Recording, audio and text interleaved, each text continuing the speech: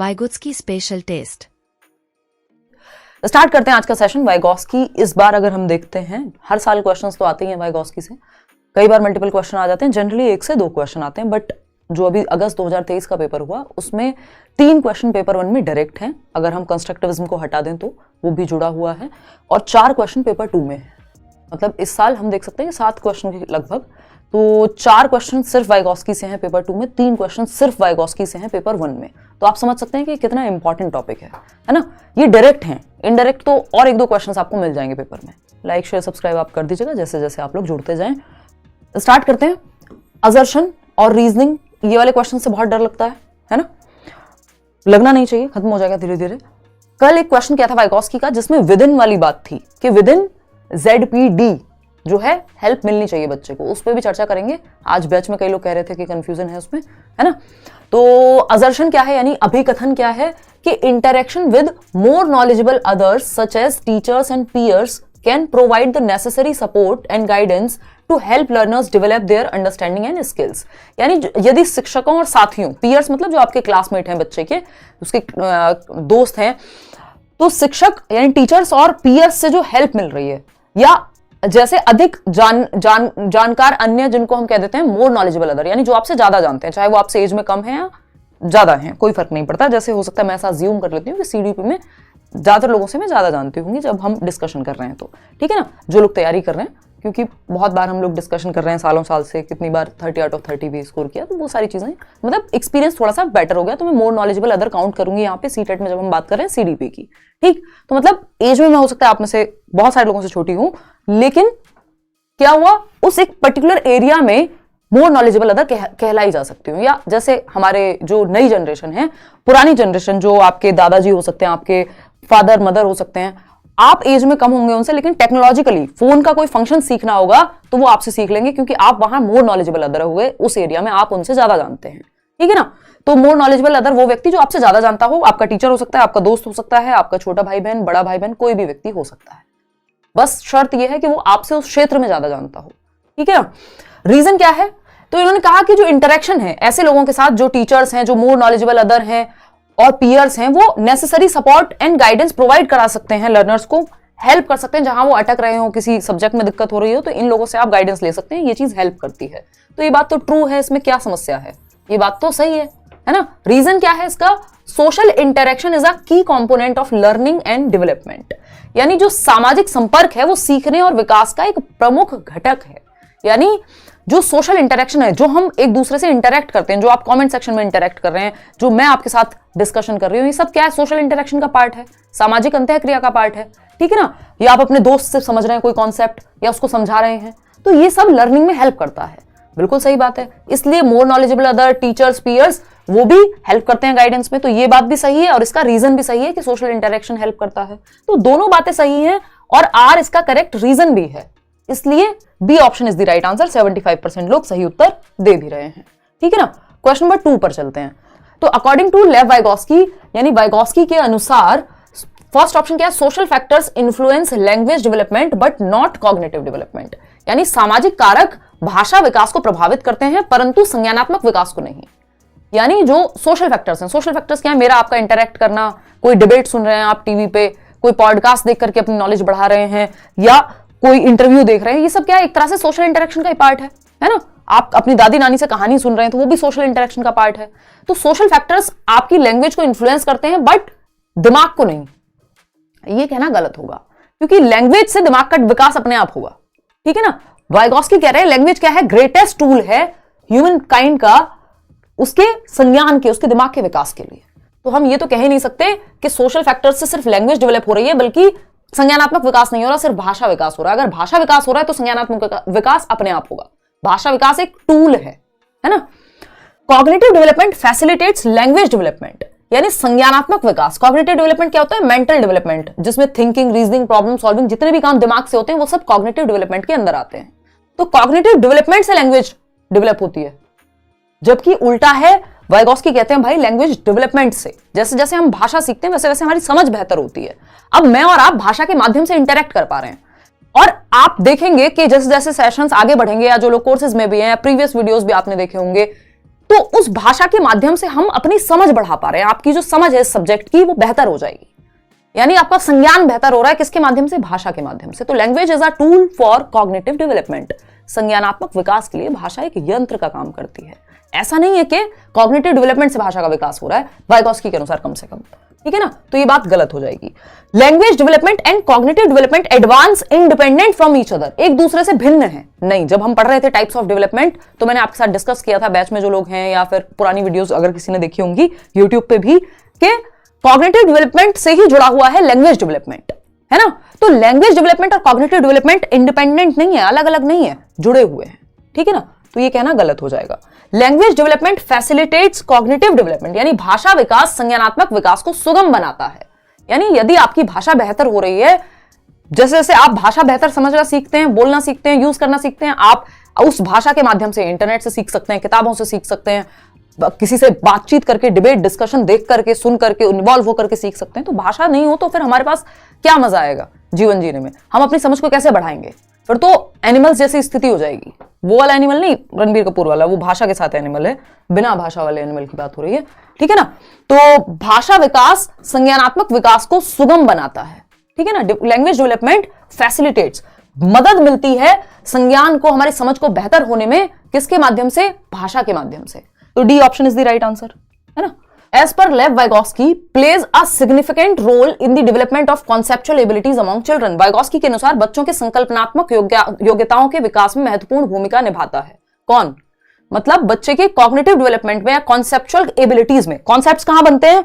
Conceptual abilities किसका part है? Cognitive development का, है ना? ये भी क्वेश्चन पूछा जा सकता है, पूछा जा चुका है पहले, कि कॉन्सेप्चुअल डेवलपमेंट यानी संप्रत्यों का बनना, कॉन्सेप्ट्स का बनना, है ना? आपसे पूछा जाए कि बारिश कैसे होती है, तो इसका भी एक कॉन्सेप्ट होगा। कहां होगा? हाथों में, दिमाग में होगा। तो कॉग्निटिव डेवलपमेंट के अंदर कॉन्सेप्चुअल डेवलपमेंट होता है, ठीक है ना? तो टेंजिबल रिवॉर्ड्स के थ्रू, वाइगोस्की ये कहेंगे कि टेंजिबल रिवॉर्ड्स के थ्रू होता है आपका कॉग्निटिव डेवलपमेंट या कॉन्सेप्ट्स का बनना। देखिए, रिवॉर्ड और पनिशमेंट की बात ना पियाजे करेंगे ना वाइगोस्की करेंगे, क्योंकि ये लोग क्या है? कंस्ट्रक्टिविस्ट हैं, रचनावादी हैं। वाइगोस्की सोशियो कंस्ट्रक्टिविस्ट हैं, सामाजिक रचनावादी हैं, जो कहते हैं समाज के माध्यम से बच्चे के दिमाग का विकास होगा। और पियाजे जो हैं वो रेडिकल कंस्ट्रक्टिविस्ट हैं, जो कह रहे हैं कि बच्चे की एक्टिविटी सोलली बहुत ज्यादा इंपॉर्टेंट है, ठीक है ना? तो कंस्ट्रक्टिविस्ट लोग कभी भी रिवॉर्ड और पनिशमेंट पे फोकस नहीं करते। ये एक संप्रदाय है आपकी साइकोलॉजी में, एक स्कूल है जो बिहेवियरिज्म कहलाता है, व्यवहारवाद। वो लोग कहते हैं पुरस्कार की बात। अदरवाइज जो कंस्ट्रक्टिविस्ट लोग हैं वो नॉलेज के कंस्ट्रक्शन पे फोकस करते हैं, ना कि रिवॉर्ड और पनिशमेंट पे। ये कहते हैं ये लंबा चलेगा नहीं रिवॉर्ड पनिशमेंट। तो आपको देखना है बच्चा एक्टिव कहां है। जहां बच्चा एक्टिव मिले समझ जाओ कहानी सही चल रही है। तो पीयर कोलैबोरेशन में बच्चा एक्टिव मिलेगा आपको, सहकर्मी सहयोग, यानी बच्चे एक दूसरे के साथ मिलकर के ग्रुप में सीख रहे हैं। जब ग्रुप में लर्निंग होती हुई नजर आए, समझ जाओ ग्रुप किसका हिस्सा हुआ? समाज का। और वाइगोस्की तो सोसाइटी कल्चर और लैंग्वेज, सोसाइटी कल्चर लैंग्वेज, ये तीन चीजें इंपॉर्टेंट है। सोशल आइसोलेशन नहीं, आइसोलेशन का मतलब हो गया एक व्यक्ति को एक कमरे में बंद कर दिया, अलग, अलगाव। सोशल इंटरेक्शन, आइसोलेशन नहीं, है ना? आपने घबराना नहीं है, ठीक है ना? सामाजिक अलगाव नहीं है, सामाजिक अन्योन्य क्रिया है। तो शब्दों के फेर में नहीं फंस जाना है, नहीं तो गलती हो जाएगी। अगर यही ऑप्शन ऊपर दे दिया होता तो कई लोग गलत कर देते। स्टैंडर्डाइज्ड करिकुलम, देखिए सुनने में लगता है स्टैंडर्डाइज्ड करिकुलम, बिल्कुल भी नहीं होना चाहिए, क्योंकि इसमें इंडिविजुअल डिफरेंसेस, व्यक्तिगत विभिन्नताओं का ध्यान नहीं रखा जाता। क्योंकि हो सकता है मुझे देख के सीखना पसंद हो, किसी को करके सीखना पसंद हो, किसी को सुन के सीखना पसंद हो, लेकिन हम सबको एक ही डंडे से हाँक रहे हैं। हम कह रहे हैं सबको लेक्चर मेथड से ही पढ़ाएंगे, वो गलत है। यहां डिफरेंशिएटेड करिकुलम होना चाहिए, या जो है इंडिविजुअलाइज्ड लर्निंग पे फोकस होना चाहिए। तो B option is the right answer, peer collaboration, जब एक दूसरे की मदद कर रहे हैं, दोस्त ग्रुप बना करके वहां सीख रहे हैं बच्चे। क्वेश्चन नंबर 4 देखिएगा फटाफट से। ये कहता है according to Lev Vygotsky's theory, inner speech. Inner speech क्या होती है? आंतरिक वाक, जब बच्चा मन में बातें कर रहा हो, है ना? भाई बचपन में अगर डांट लगे मम्मी पापा से, बड़े भाई बहन से, या किसी से भी जिनको आपको पता है उल्टा जवाब आप दे नहीं सकते हैं, या कोई दूर की आंटी मिल जाए आज भी, है ना, किसी शादी में, किसी फंक्शन में, और कहें और निशा शादी कब कर रही हो? हाँ, नौकरी नहीं लगी क्या अभी तक? फलानी चीज नहीं हुई क्या? अब आप उनके मुंह पे हो सकता है चीजें ना कह पाए मन में, लेकिन मन में जरूर कहेंगे। अब जब मन में जो आप कह रहे होंगे कि आंटी अपना ही देख लो, है, अपने बच्चों का भी देख लो, उनका हमें सब पता है, ये आप मन में कह रहे हैं, बाहर नहीं। इसे इनर स्पीच कहते हैं। ये जो आपने मन में आंटी को बुरा बुरा कह दिया, ये कहाँ क्या कहलाता है? इनर स्पीच कहलाता है। आंतरिक वाक है, ये आपके अंदर की बातें हैं, है ना? बाहर बोल दी तो तमाशा हो जाएगा, ठीक है ना? घर पे मीटिंग बैठ सकती है। तो अगर हम बात करें वाइगोस्की के सिद्धांत के, या फिर दूसरा काम ये होगा कि आगे से आंटी पूछना बंद कर देंगी अगर आपने बाहर बोल दिया तो। दोनों में से एक काम जरूर हो जाएगा। आंतरिक वाक की अगर हम बात करें, अगर बाहर बोल दिया आंटी को तो वो सोशल स्पीच है, सामाजिक वाक है, जो आपने सोशली बोल दिया।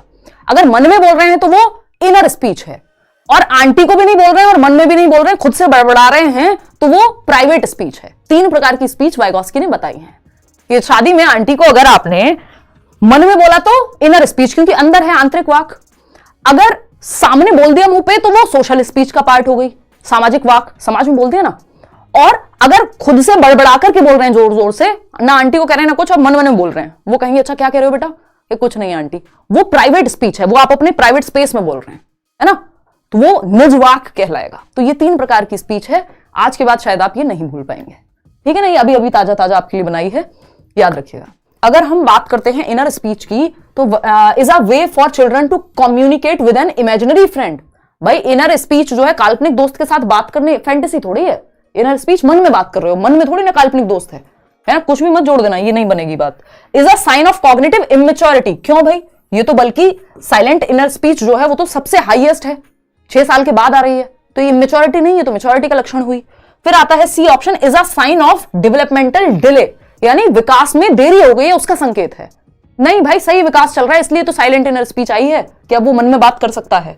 फिर आता है D option, is a way for children to regulate their own thinking, यानी जो इनर स्पीच है वो एक तरीका है बच्चों को खुद के ही सोच को नियंत्रित करने का, है ना, खुद की ही सोच को नियंत्रित करने का, कंट्रोल करने का। अगर यहां प्राइवेट स्पीच भी लिखा होता आंसर सेम रहता, कोई दिक्कत नहीं होती, ठीक है ना। वही प्राइवेट स्पीच, क्योंकि बाद में जाकर के 6 साल के बाद साइलेंट इनर बन जाती है, दैट्स इट, कोई दिक्कत नहीं है, दोनों में आंसर सेम रहता है। यहां पे असर्शन है, एक कथन है और दूसरा है इसका कारण। क्या कथन सही है, पहले हम ये चेक करेंगे। दूसरा सेकंड स्टेप क्या होगा, क्या कारण सही है, क्या दोनों एक दूसरे के लिए सही हैं। ये 3 स्टेप होते हैं असर्शन और रीजनिंग वाले क्वेश्चंस को सॉल्व करने में। सबसे पहले देखना है क्या कथन सही है, जो स्टेटमेंट दिया गया है वो सही है, ट्रू के फॉल्स, तो आप लगा लेंगे ये ट्रू है या फॉल्स है। फिर देखेंगे इसका कारण सही है, ट्रू होगा या फॉल्स होगा, कारण अपने आप में एक स्टेटमेंट के तौर पे। क्या ये कारण इसके लिए सही है, ये तीसरा स्टेप है। जिनसे असर्शन और रीजनिंग के क्वेश्चन सॉल्व नहीं होते वो ये 3 सिंपल स्टेप ध्यान में रखें कि क्या वो स्टेटमेंट सही है, क्या वो कारण सही है, क्या वो कारण उस स्टेटमेंट के लिए सही है ना। समझ में आ रही है बात। चलिए, तो अभिकथन क्या है, बच्चों में संज्ञानात्मक विकास पर भाषा के प्रभाव पर जीन पियाजे और लेव वाइगॉस्की के दृष्टिकोण में भिन्नता है। यानी जीन पियाजे and Lev Vygotsky differ in their perspective on the influence of language on cognitive development in children. यानी पियाजे और वाइगॉस्की का डिफरेंट विचार है लैंग्वेज को लेके कि लैंग्वेज का क्या रोल होता है कॉग्निटिव डेवलपमेंट पे। इस पे पियाजे और वाइगॉस्की डिफरेंट ओपिनियन रखते हैं, 2 लोग हैं, रख सकते हैं भाई, है ना। बात तो सही है, फिर भी चलो देख लेते हैं रीजन क्या है इसका। In discovery learning teacher provides opportunities and students derive information for themselves, है ना। ये कहानी कुछ और चल रही थी, जवाब कुछ और ही आ गया। यहां पे ये बात भी सही है कि बच्चों को अपॉर्चुनिटीज यानी अवसर प्रोवाइड किए जाते हैं डिस्कवरी लर्निंग में, खोज अधिगम में, जहां वो खोज कर पाते हैं, है ना। और फिर वो खुद से इंफॉर्मेशन निकालते हैं जब उनको खोज करने का मौका दिया जाता है। डिस्कवरी लर्निंग यानी डिस्कवर करने का मौका दिया जा रहा है उनको। ये दोनों बातें अपने आप में सही है, लेकिन ये एक दूसरे के लिए सही नहीं है, इसलिए क्या करना पड़ेगा, ब्रेकअप करना पड़ेगा। अब ब्रेकअप कैसे होगा, कहना पड़ेगा कि both A and R are true but R is not the correct explanation of A, तो यानी B option is the right answer. क्या समझे, दोनों बातें अपनी अपनी जगह सही थी बट एक दूसरे के लिए सही नहीं थी, इसलिए हमें कहना पड़ा कि ए और आर दोनों सही है, परंतु आर ए की सही व्याख्या नहीं करता। ठीक है जी, आगे बढ़े बी ऑप्शन के बाद क्वेश्चन नंबर 5 के बाद 6 पर चलते हैं। देखिएगा क्वेश्चन नंबर 6 क्या कहता है भाई, ये कहता है अकॉर्डिंग टू कंस्ट्रक्टिविस्ट थियरीज, यानी रचनावादी या संरचनावादी सिद्धांतकारों के अनुसार which of the following statements would not be correct. Not be correct नहीं पूछा है, अगर क्वेश्चन में नॉट नहीं पढ़ा नंबर चला जाएगा। ठीक है जी, तो संरचनावादी सिद्धांतकारों के अनुसार निम्नलिखित में से कौन सा कथन सही नहीं होगा। पहला ऑप्शन है नॉलेज इज सब्जेक्टिव, यानी ज्ञान व्यक्तिपरक होता है। नॉलेज सब्जेक्टिव होती है, मेरे लिए कुछ और हो सकती है, आपके लिए कुछ और हो सकती है, सबके अलग अलग इसमें नॉलेज को लेकर के क्या हो सकते हैं, परिभाषाएं हो सकती हैं, अंडरस्टैंडिंग हो सकती है नॉलेज को लेकर के। Learners construct knowledge in their social and cultural context, यानी शिक्षार्थी अपने सामाजिक और सांस्कृतिक संदर्भ में ज्ञान की रचना करते हैं। बात तो सही है, जब वो जिस समाज और जिस संस्कृति में रहते हैं वहां नॉलेज को कंस्ट्रक्ट करते हैं। बच्चा एक्टिव है यहां भी, है ना। कंस्ट्रक्टिविस्ट कौन है? पियाजे हैं, वाइगोस्की हैं। Learners need to be extrinsically motivated to ensure effective learning, यही बात मैंने आपको बताई थी। रिवॉर्ड पनिशमेंट की बात नहीं करते कंस्ट्रक्टिविस्ट लोग, ना पियाजे करते हैं ना वाइगोस्की, कि बच्चे को एक्सटर्नल मोटिवेशन चाहिए, बाहर से रिवॉर्ड चाहिए, उसको अच्छे नंबर चाहिए इसलिए वो पढ़े। एक्सट्रिंसिक यानी बाहरी कारक चाहिए मोटिवेट होने के लिए, यानी रिवॉर्ड या पनिशमेंट, या तो डर की वजह से पढ़ेगा या फिर लालच की वजह से पढ़ेगा। ऐसा वाइगोस्की और पियाजे या कंस्ट्रक्टिविस्ट लोग नहीं मानते। ये कहते हैं नॉलेज को कंस्ट्रक्ट करने की क्षमता रखता है बच्चा, इसलिए वो लिटिल साइंटिस्ट है, नन्हा वैज्ञानिक है, क्योंकि क्यूरियस है, वो जिज्ञासु है, इसलिए सीखना चाहता है, इसलिए नहीं कि आप उसको रिवॉर्ड देंगे। खैर दुनिया कुछ अलग है थोड़ी, बट यही सच्चाई है कि जो कंस्ट्रक्टिविस्ट लोग मानते हैं, ये भी एक सच्चाई है ना। Knowledge is pluralistic and multiple, भाई ज्ञान बहुलतावादी हो सकता है। जो वाइगोस्की मान रहे हैं वो पियाजे नहीं मान रहे, जो पियाजे मान रहे हैं वो वाइगोस्की नहीं मान रहे, कुछ चीजें दोनों मान रहे हैं। इसका मतलब ये सब्जेक्टिविटी है, इसमें ऑब्जेक्टिविटी नहीं है कि जो सन राइजेस फ्रॉम ईस्ट वो फैक्चुअल यूनिवर्सल ट्रुथ जैसा हो गया। लेकिन नॉलेज क्या है? वो प्लूरलिस्टिक है, मल्टीपल व्यूज हो सकते हैं, उस पर सब्जेक्टिविटी है। वहां ऑब्जेक्टिव क्वेश्चन नहीं है कि एक ही ऑप्शन सही होगा, ठीक है ना। तो ये बात भी सही है, लेकिन हमें चाहिए था गलत, और जो गलत है वही सही है क्योंकि पूछा ही गलत था, नॉट लिखा हुआ था, बाकी की तीनों बातें सही थी।